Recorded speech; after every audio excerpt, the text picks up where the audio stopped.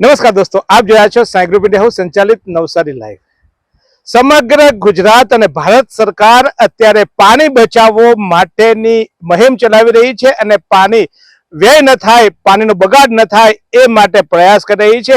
સાથે સાથે પાણી એટલે કે જળ સંચય માટેના વિવિધ સોપાનો કરી રહ્યા છે। બીજી તરફ હાલ ગુજરાતમાં વરસાદ ખેંચાવાને કારણે નહેરોમાં પાણીની સમસ્યા છે, ડેમોમાં પાણી આવશે કે કેમ। જો વરસાદ લાંબો ખેંચાય તો ખેડૂતોને મુશ્કેલી પડી જાય તેવી શક્યતા છે અને નહેરો બંધ થવાની વાતો આવે છે। નવસારી શહેરમાં પીવાનું પાણી આપવા માટે પણ ઘણીવાર દુધિયા તળાવમાં પાણી નથી આવતું, પરંતુ આ જુઓ, આની સામે આ બીવડા ધોરણો આપ જોઈ રહ્યા છો। અમે આવ્યા છીએ આ ભુલાફળિયા ગામ ખાતે અને ભુલાફળિયા ગામ ખાતે આ એક ગંગા વહી રહી છે। આ ભ્રષ્ટાચારની ગંગાને ઢાંકવા માટે આ એક ગંગા વહી છે। કહેવાય છે કે ભગીરથ રાજા જ્યારે ગંગાના જ્યારે જન્મસ્થાનની વાત આવે છે ત્યારે કેટલા લોકોના પાપને પુણ્યશાળી બનાવવા માટે ગંગા સ્વર્ગમાંથી નીચે આવી હતી ધરતી પર, એમ આ ગંગા પણ અહીંયા આવી રહી છે। આ નહેરનું પાણી છે, નહેરનું પાણી અત્યારે નહેરમાં છોડવામાં આવ્યું છે, કારણ કે અત્યારે લોકો ચોમાસાનો જે વાવેતર કરવાના, ચોમાસા પૂર્વે ભાતનું વાવેતર કરવાના, ત્યાં નહેરમાં પાણી રહે છે। નહેર કાંઠાના ગામોમાં આજુબાજુના ખેતરોમાં આપવા માટે આ પાણી છોડવામાં આવ્યું છે, પરંતુ અહીંયા આ પાણી કેટલાક ભ્રષ્ટાચારના જે પ્રતિબંધો છે, એટલે કે અહીંયા આપ જોઈ રહ્યા છો તે તળાવમાં તળાવ ભરવા માટે પાણી આવ્યું છે, કારણ કે તળાવ વધુ ઊંચી ખોદી દેવામાં આવ્યું છે। તળાવ એ કુદરતી હોય છે અને આજુબાજુના ખેતરમાં જ્યારે વરસાદો આવે, આજુબાજુના વિસ્તારમાં વરસાદ આવે ત્યારે એ પાણી ભરાય, એને કારણે તળાવો ભરાતા હોય છે અને એ તળાવ પછી આખા વર્ષ દરમિયાન ગામને સિંચાઈ અથવા કામ માટે વાપરે, પરંતુ એ નહેરાવી આપ જોઈ રહ્યા છો। કહેવાય છે કે આ પાણી જે છે તે અહીંયા નહેરનું પાણી સ્પેશિયલી આગળથી આપ જોઈ રહ્યા છો તે મારા કેમેરામેનને કહેશે આખી સિરીઝમાં લાવશે કે ક્યાંથી આવે છે પાણી। તો આપ જોઈ રહ્યા છો નહેરમાંથી એક ખેતરમાંથી બીજા ખેતરમાંથી સ્પેશિયલ કાસ કરવામાં આવ્યો છે અને કાસને સાથે આ પાણી તળાવમાં ભરવામાં આવી રહ્યું છે। આ તરફ આ લીલીનું ખેતર છે, લીલીના ખેતરમાં આપ જોઈ રહ્યા છો તે રીતે અહીંયા પાણી પાવવું જોઈએ, ખેતરમાં પાણી જાય નથી। આ પાણી સ્પેશિયલી વ્યવસ્થિત કરીને અહીંયા આપવામાં આવ્યું છે। અહીંયા કેટલાક ગ્રામજનો પણ બેઠા છે, પીવાનું પાણી નથી મળતું, પાણી માટે લોકો ફાફા મારે છે અને આ રીતે આ પાણી તળાવ ભરવા વપરાય છે। કાકા, કેટલા વર્ષથી, શું નામ છે કાકા તમારું? રમેશ। રમેશભાઈ કેટલા વર્ષથી ગામમાં રહ્યો તમે?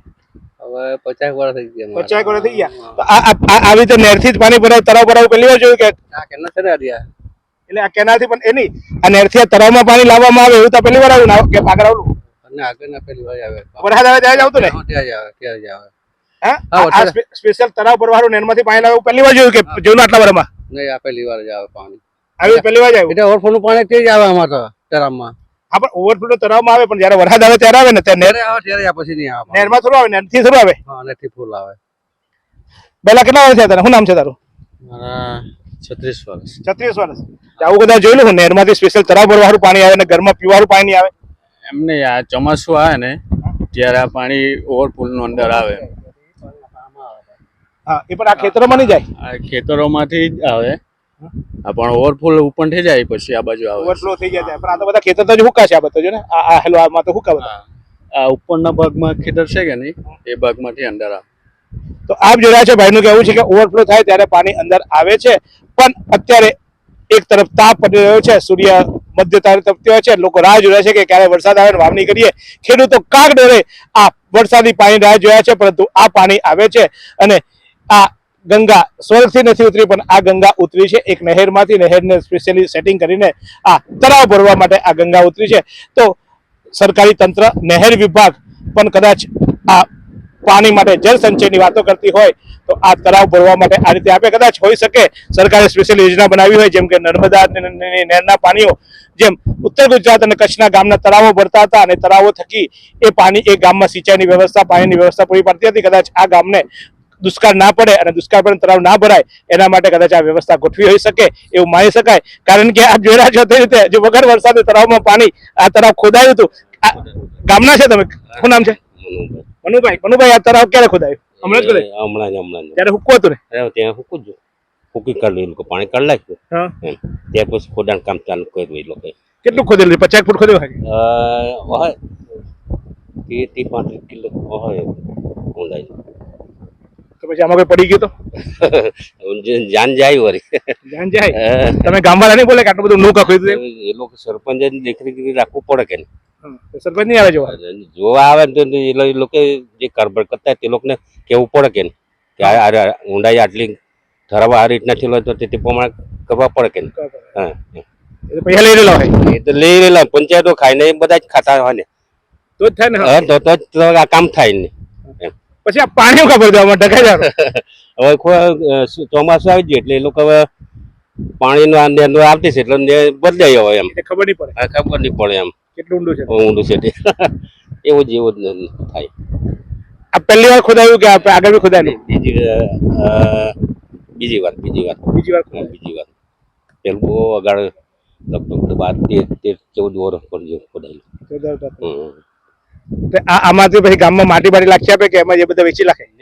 એ લોકો હવે જે કારભાર કરતા હોય એ લોકો પંચાયતમાં જે બધા પાઇપ બધા લાખ્યા એટલે એ લોકો બધું પૂરી આપ્યું એમ બધું પંચાયતે.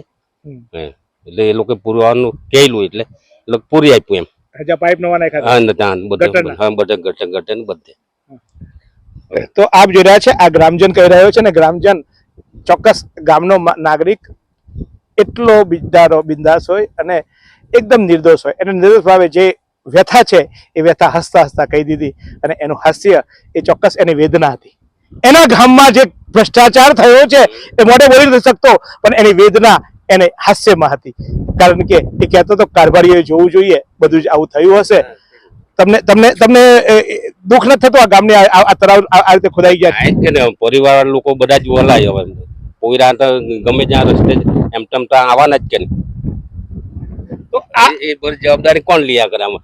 આ બાજુ આ રીતના કઈ થઈ ગયું તો તેઓ જોવા પડે એમ. ભાઈની વાત છે કે આ અહીંયા કોઈ અકસ્માત થયું, કોઈ બાળક અહીંયા આજુબાજુ ઢોઢ ખડતા હોય, બાળકો અહીંયા હોય અને ક્યાંક કોઈ થયું તો આ દુર્ઘટના થાય તો જવાબદાર કોણ? દુર્ઘટનાની સાથે સાથે આ ગામની માટી, આ ગામમાં એ લોકો રમ્યા હશે, આ ધૂળમાં રમ્યા હશે, આ ધૂળની રમણીઓમાં એ મોટા થયા હશે અને આ ધૂળ અહીંયાથી ભૂમાફિયાઓ આવીને વેચી જાય. આ ભૂમાફિયાઓ અહીંયા જેસીબી તો ના કહીએ હવે તો જેસીબી કરતા પણ પોકલેન્ડ થી આ તળાવ પર જે ચલાવ્યા અને જે રેતી ચોરી કરી છે, માટી ચોરી કરી છે, ભૂસ્તર વિભાગ દંડ કરશે, પૈસા વસૂલશે. એ કદાચ લેવા પડતા તેના કરતા ઓછા વસૂલશે, કાગળ પર વસૂલશે, પણ આ મારી માટીની ચોરી, મારી માની ચોરી આ રીતે થાય અને આ ભૂમાફિયાઓ ગામમાં વ્હાઇટ કોલર થઈને ફરે કેટલું વ્યાજબી? જિલ્લાના કલેક્ટરશ્રી તમારી પાસે બહુ અપેક્ષા છે. અમને આશા રાખીએ આ જુઓ આ ગંગા નહેર વિભાગને પૂછજો કે આ પાણી ક્યાંથી આવ્યું ભાઈ. હજુ આગળ કેટલાય લોકો નહેર માટે રાહ જોવે છે. નવસારી શહેર પાણી માટે વલખા મારી રહ્યું છે અને આ રીતે પાણીનો વ્યય આ તળાવમાં આપ જુઓ છો કેટલા લીટર પાણી અહીંયા નહેર ખાતામાં આવ્યું. કદાચ આ ગ્રામજન મીઠા બિચારા એમને ખબર ના પડે એક ઓવરફ્લો થાય, પણ ઓવરફ્લો થાય આટલું બધું ઓવરફ્લો થાય એ માની શકાય? એ મને સમજાતું નથી. તમને સમજાય તો કોમેન્ટ કરજો.